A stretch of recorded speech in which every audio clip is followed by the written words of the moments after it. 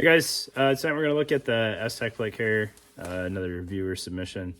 Like I said in the teaser over on the Instagram, if you guys are over there first, very interesting construction on here.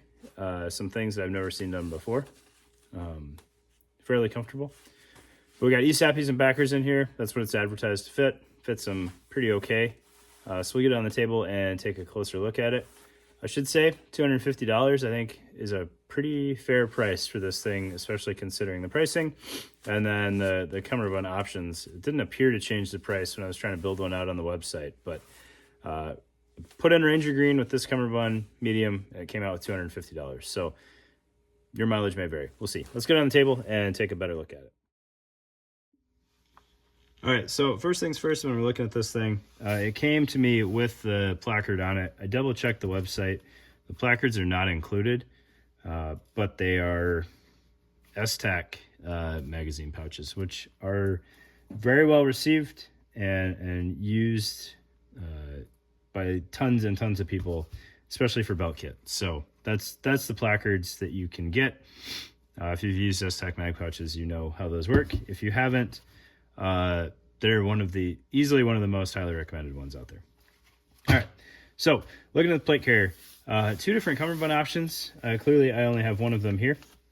The other one is a Cobra buckle or a Cobra belt style, kind of like the Haley chicken strap.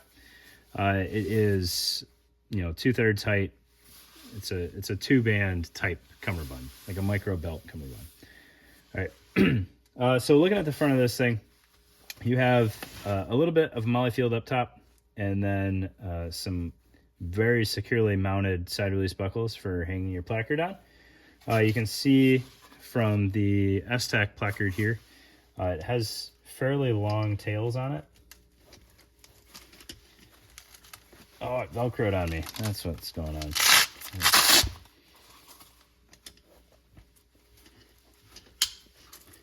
All right, so you can see that mounts at an appropriate height.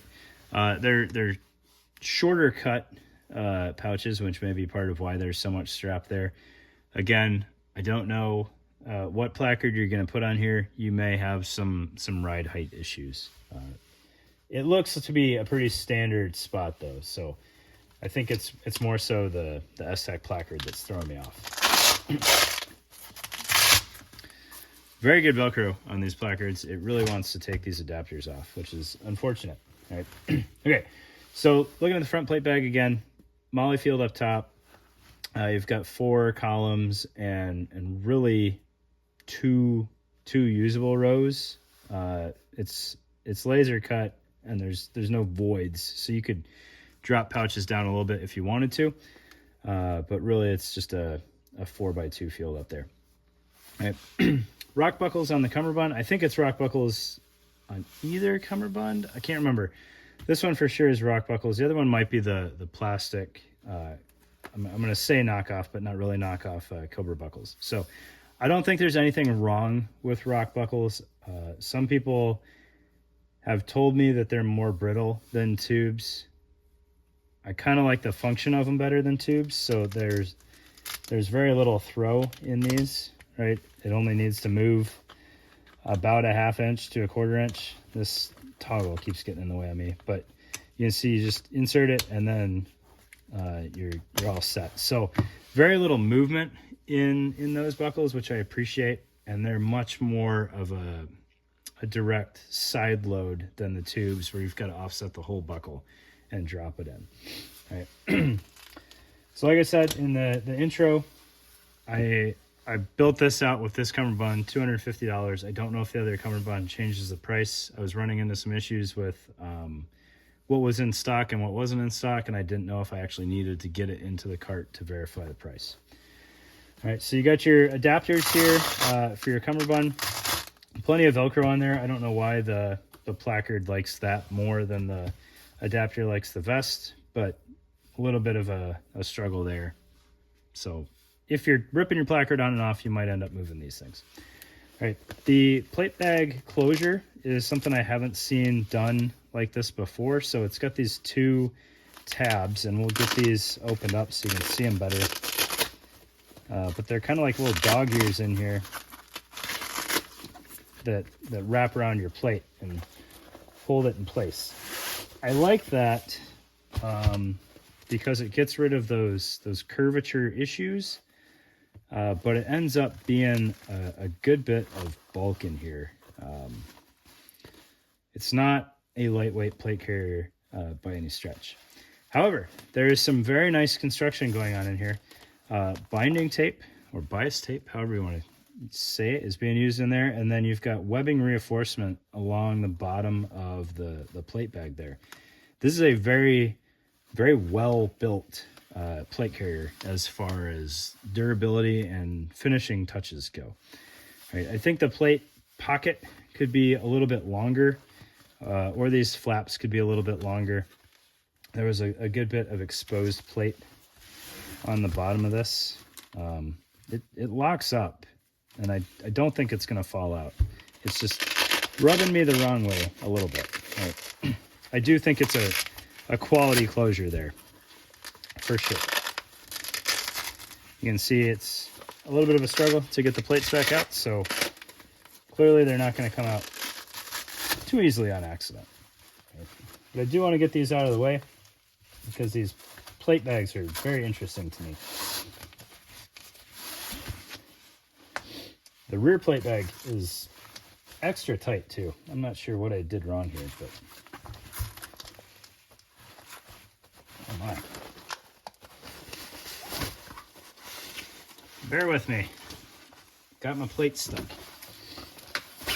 There we go. All right. Now that I have made myself appear so famished that I can't get plates out of the plate bags. All right, so what I want you to do is try to look inside this plate bag here. You're going to see some straps, and then way down there you're going to see the ends of the shoulder straps.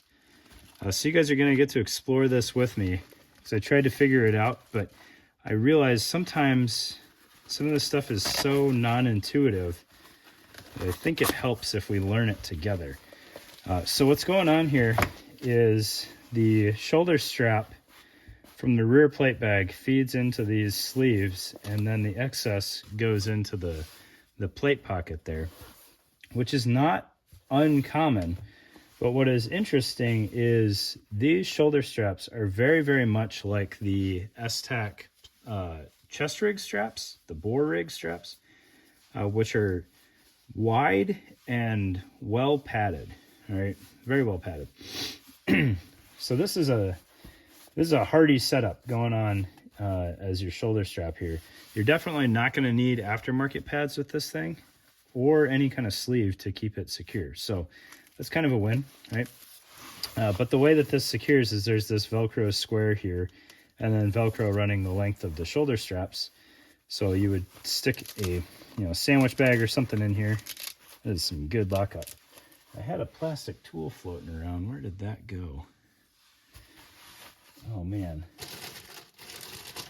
There we go. Oh, wrong side there.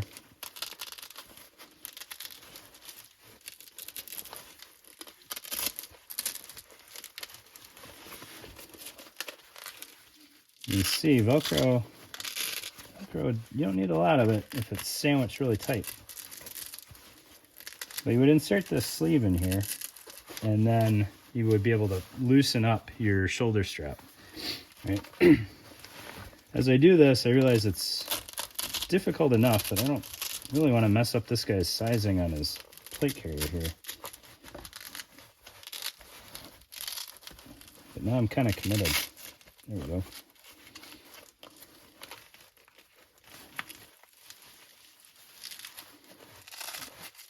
Oh, that was a hell of a lockup in there.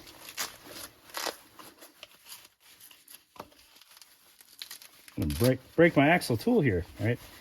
So now we've got that Velcro canceled out, and we can withdraw the shoulder strap as much as we need to.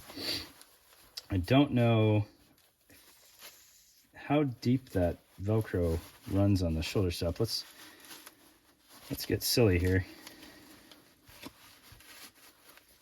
and undo this strap as far as we can.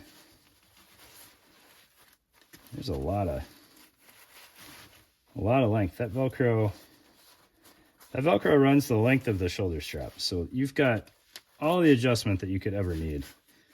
All right, for those of you that didn't care that much, I'm sorry you had to watch that whole process, but I've never seen a shoulder strap done like this, and it interests me, and I think it's kind of neat. All right, so that's shoulder strap sizing, and like I said, the excess just runs off into the plate bag. There is a little bit of cleanup that you need to do with that. So looking in the plate pocket here again, it's got these webbing teasers on it, so you can if for whatever reason you completely undid your shoulder strap, you can feed that through easier than the whole padded piece. And then you can see down here that Velcro goes all the way to the end of the shoulder strap. Loads and loads of adjustment. But what I was trying to say is you need to get your plate on top of those shoulder straps neatly, and then kind of straighten them out inside there.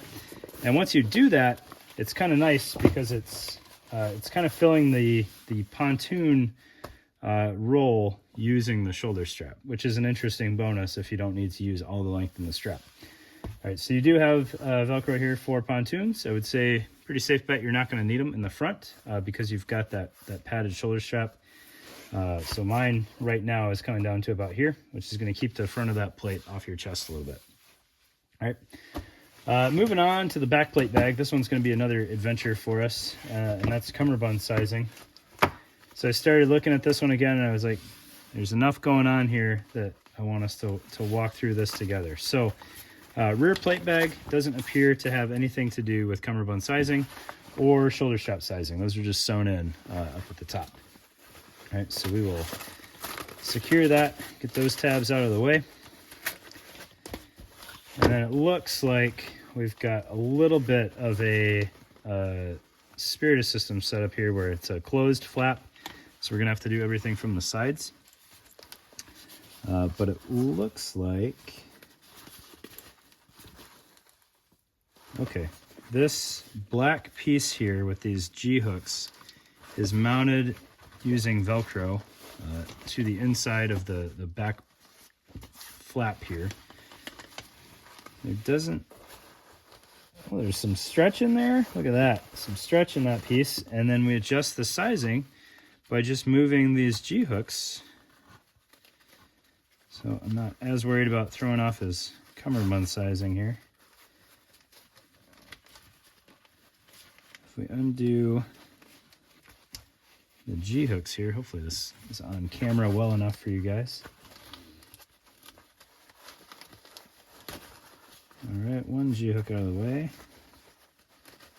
Undo the other one. Then the tail end of the cummerbund just free floats. That's actually kind of neat. I like that. There's a good bit of bulk in there with that piece, but it's a big chunk of elastic on the back and elastic on the front, and then a Velcro square in the middle, and that's what gives you the stretch. So kind of a hidden stretch like the Pharaoh setup, where it's not immediately apparent and it's kind of tougher to deploy the stretch, but then you can size your cummerbund in 1.5 inch increments and pay out as much tail as you need. So on this side, let's see, we're locked into the 5th column. You can kind of see the indents there. So I've got another 6 inches that I could have paid out each side. So I could have made this fit me pretty easily. It's an interesting cummerbund construction. So it's Cordura folded over for some rigidity there, but it is, for all intents and purposes, an unstructured cummerbund.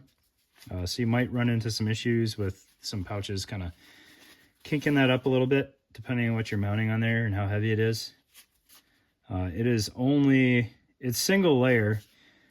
So if you had internal side plate pockets that you wanted to mount, you could do that with Molly or PALs, but you might not be able to use that exterior portion, or you'd have to offset the exterior portion, which isn't a showstopper, but might be a little bit more painstaking to set up. And then your buckles are fixed, so you're not going to be able to swap that out too easily. Although, if you were dead set on something like tubes, you could pop those stitches and put tubes on there and have somebody restitch that. The cummerbunds are sized small, medium, and large. This one appears to be a medium. So, like I said, plenty of room on there that I could have painted out. It wasn't too far off when I put it on.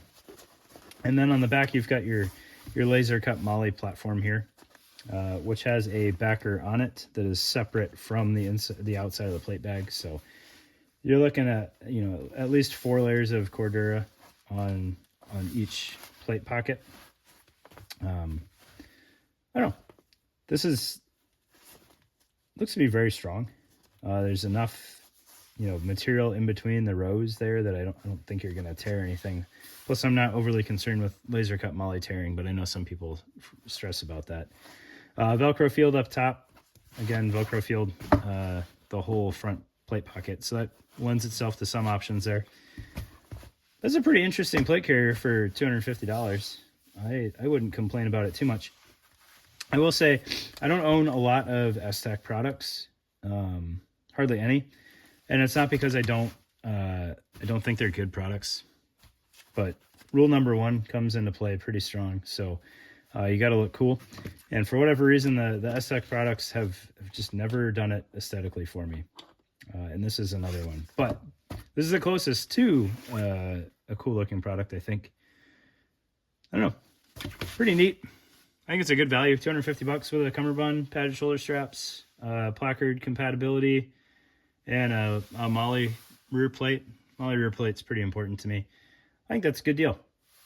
So I appreciate you guys struggling through that with me, and hope that if you were looking at this thing at all, you learned something about it, and hopefully you know how to pronounce it, because I do not, and I'm not going to try. I'll just insult somebody. So thanks, guys. Appreciate it.